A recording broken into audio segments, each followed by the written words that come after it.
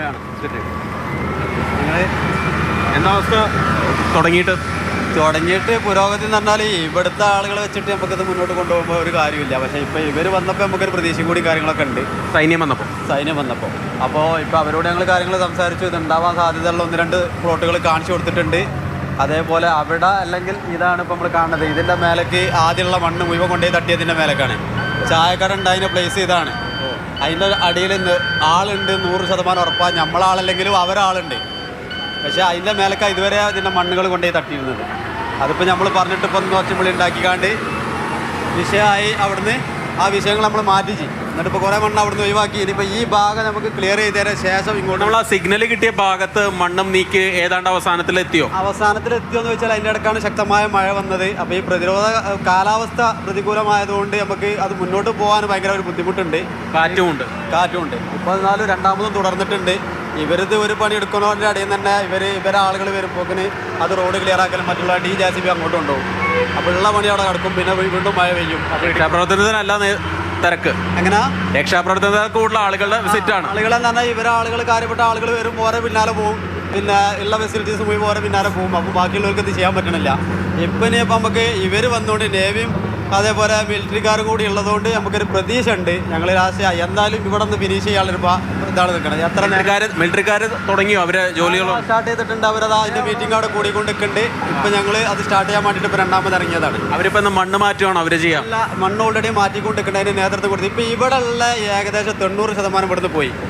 കർണാടകൻ്റെ facilities ഉള്ള പോലെ ആളുകൾ മൊത്തം ഏകദേശം ഇപ്പോൾ ഇവിടുന്ന് പോയി. ഇനി ബാക്കിയുള്ളത് മിലിറ്ററി, പിന്നെ നേവിൻ്റെ NDRFും പിന്നെ നമ്മളെ നാട്ടിൽ നിന്ന് വന്ന ടീമുകളും. കോഴിക്കോട്ടുകാർ കുറേ ഉണ്ട്. 2 ടീമായിട്ട് ഇവിടെ മൊത്തത്തിൽ വന്നിട്ടുണ്ട്. ഇനി പുറത്ത് കുറേ ആളുകളുണ്ട്. ഇവർ പെർമിഷൻ തരാത്തതുകൊണ്ടാണ്. അല്ലെങ്കിൽ ഫുൾ സപ്പോർട്ടോട് കൂടി ഈ വണ്ടി ഫെസിലിറ്റീസ് മുഴുവൻ ഇവർ ഇവിടെ നിന്ന് മാറി തരികയാണെന്നുണ്ടെങ്കിൽ ഞങ്ങളിത് കൈകാര്യം ചെയ്യും.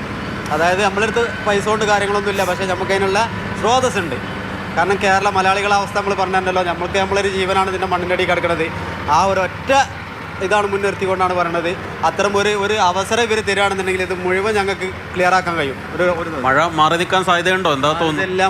ഒരു 1.5 മണിക്കൂറായിട്ട് അല്ലേ? കാലാവസ്ഥ പ്രതികൂലം തന്നെയാണ്.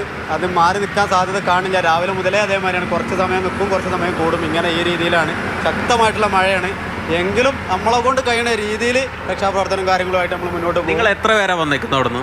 ഞങ്ങൾ ഇപ്പോൾ ഇവിടെ നിലവിൽ ഞങ്ങൾക്ക് പെർമിഷൻ എന്ന് പറഞ്ഞാൽ ഇവിടെ രഞ്ജിത്ത് സാറാണ് ഞങ്ങൾക്ക് സപ്പോർട്ട് ചെയ്തുകൊണ്ട്. അതേപോലെ നമ്മളെ ലോറിൻ്റെ ഓണർ, ഇങ്ങനെയുള്ള ആളുകൾ സപ്പോർട്ട് ചെയ്തു. പിന്നെ ഇവിടെ ഉള്ളൊരു MLA ഉണ്ട്, പേര് പറയാൻ അപ്പോൾ മൂപ്പര് അങ്ങനെയുള്ള 1-2 സപ്പോർട്ടേഴ്സ് കുറച്ച് പുറത്തുനിന്ന് ഉള്ളതുകൊണ്ടാണ് ഞങ്ങൾക്ക് ഇങ്ങോട്ട് കയറി പറ്റാൻ കഴിഞ്ഞത്. എത്ര പേര് വന്നുണ്ട് നിങ്ങൾ? ഇപ്പം ഞങ്ങൾ എവിടുന്നാ വരുന്നത്?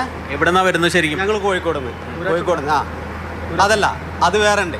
ഞങ്ങൾ നസ്ര, പിന്നെ നസ്ര ടീമാണ്, നസ്ര റെസ്ക്യൂ ബോയ്സ്.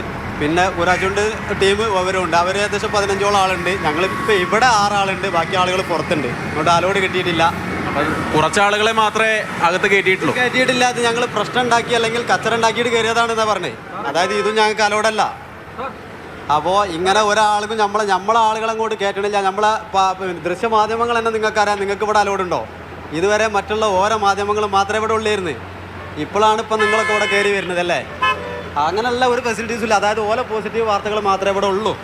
ബാക്കിയുള്ള ചെയ്യണത് കാണിക്കാനുള്ള പോലും ഇല്ല. ഇത് കേരളത്തിലാണെങ്കിൽ ഇത് ഒരു രാത്രി കൊണ്ട് നമ്മൾ ക്ലീനായി തീർത്തുണ്ടാവും. നമ്മളെ നാട് നമ്മൾക്ക് പറഞ്ഞാൽ എന്താ മലയാളികളുടെ അവസ്ഥ എന്താണെന്നുള്ളത്, ആരതാ പ്രശ്നം എന്നുള്ളത് മാത്രമേ ഉള്ളൂ അവിടെ. അപ്പോൾ ഏതായാലും അതാണ് ഇതിപ്പോൾ രക്ഷാപ്രവർത്തകരായിട്ടുള്ള ആളുകളുടെ ഒരു പ്രതികരണമാണ് കേട്ടത്. നസ്ര എന്നുള്ള ഒരു കൂട്ടം കോഴിക്കോട് നിന്നാണ് അവർ വരുന്നത്. 6 അംഗ സംഘമാണുള്ളത്. അവിടുന്ന് കൂടുതൽ ആളുകൾ ഇപ്പോൾ വന്നിട്ടുണ്ട്. പക്ഷെ അവർക്ക് ഈ രക്ഷാപ്രവർത്തനത്തിന് ഇറങ്ങാനുള്ള ഒരു അനുമതി ലഭിച്ചിട്ടില്ല എന്നുള്ളത് സങ്കടകരമായിട്ടുള്ള ഒരു കാര്യമാണ്. അതായത് തയ്യാറായിട്ടുള്ള ആളുകളെ അടുപ്പിക്കുന്നുമില്ല, ഇവിടെയുള്ളവർ ചെയ്യുന്നുമില്ല എന്നുള്ള ഒരു നിലപാടാണ് ഇവിടെ ഉള്ള ആളുകളുടെ ഭാഗത്തു നിന്ന് ഉണ്ടാവുന്നതെന്നാണ് ഈ രക്ഷാപ്രവർത്തനത്തിന് എത്തിയ അദ്ദേഹം നമ്മോട് പ്രതികരിച്ചത്.